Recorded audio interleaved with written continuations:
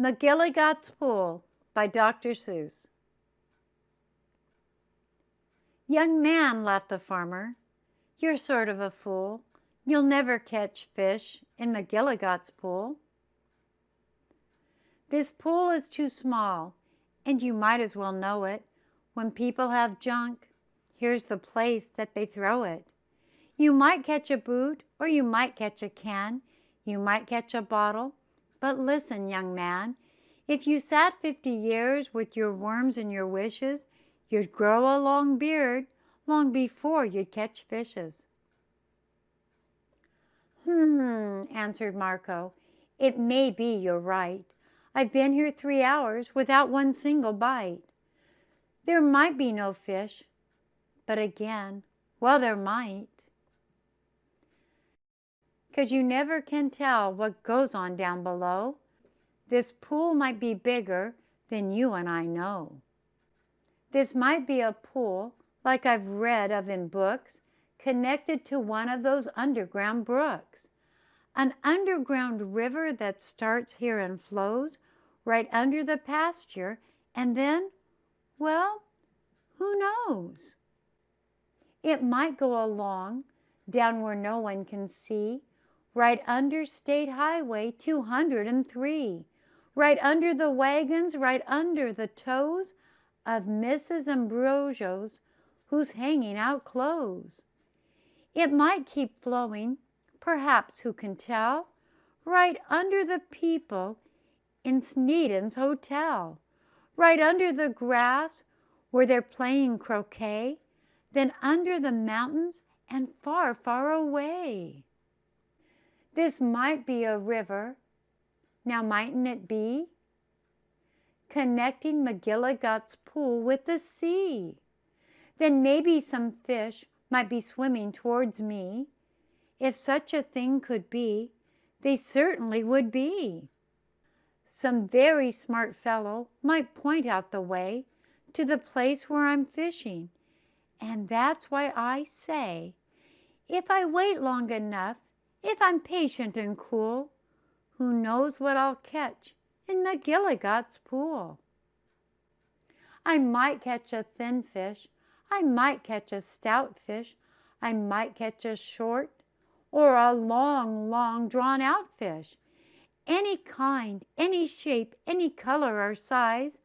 I might catch some fish that would open your eyes.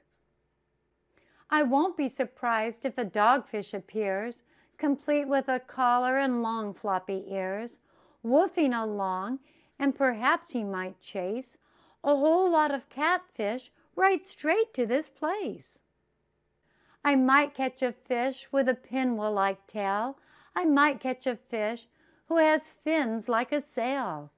I might catch some young fish, some high-jumping friskers. I might catch an old one with long flowing whiskers. I might catch a fish with a long curly nose. I might catch a fish like a rooster that crows. I might catch a fish with a checkerboard belly, or even a fish made of strawberry jelly. I might catch a seahorse, now mightn't I now? I might catch a fish who is partly a cow. Some fish from the tropics, all sunburned and hot, might decide to swim up. Well, they might they not? Racing up north for a chance to get cool, full steam ahead for McElligot's pool. Some Eskimo fish from beyond Hudson Bay might decide to swim down, might be headed this way.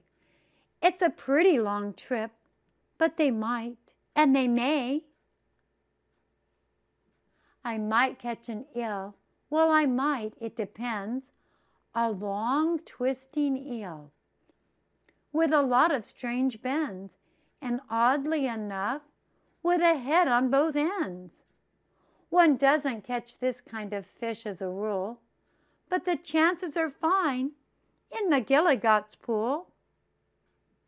I might catch a fish with a terrible grouch, or an Australian fish with a kangaroo's pouch.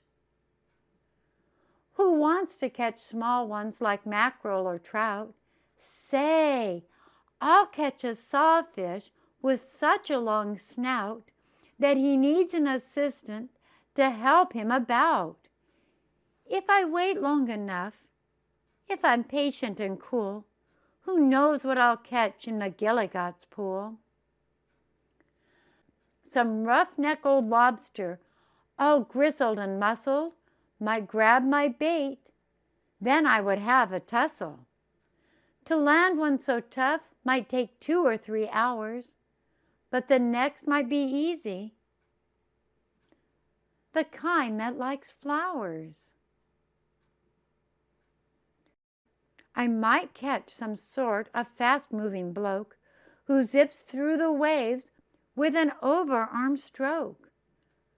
I might, and I may, and that's really no joke. A fish even faster, a fish, if you please, who slides down sides of strange island on skis. He might ski on over and pay me a visit. That's not impossible, really. Now is it? Some circus fish, fish from an acrobat school, might stage a big show in McElligot's pool.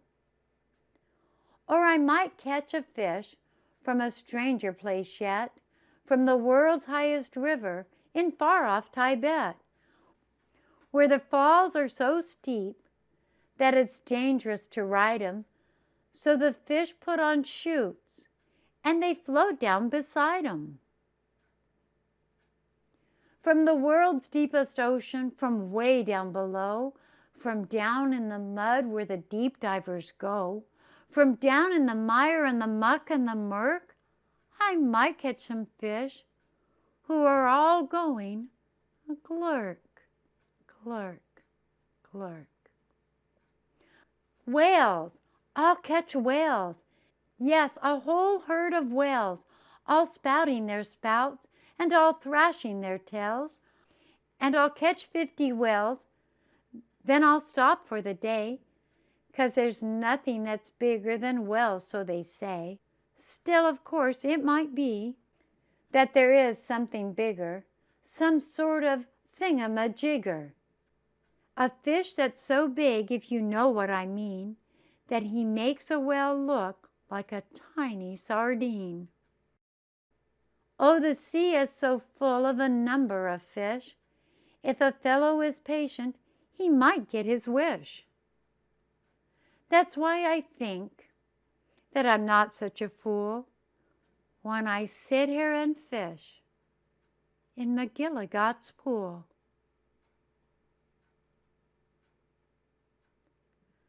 The end.